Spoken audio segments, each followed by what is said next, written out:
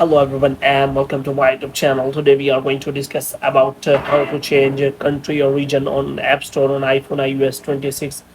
For example, if you want to change your country or region so that you can simply use any of the app which is not available in your country or region, or if you are moving to another country and you want to change your region or country, so how you can do that.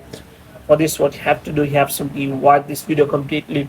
So without wasting any time, let's start the video. So there are two methods available to change your country or region on the App Store. So first method is that you have simply open the App Store here, and here you have to simply click on that profile section, and here you can simply click on name or Apple ID here, and after that you have to wait for some time so that a new kind of interface is available.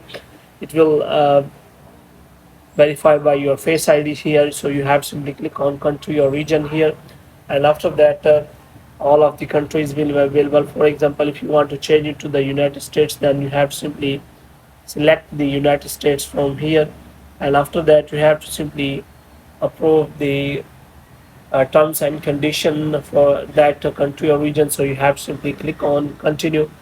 As you click on continue, you have to simply find click on continue, agree terms and condition. After that a new kind of interface will be available. So here you can simply provide the payment method.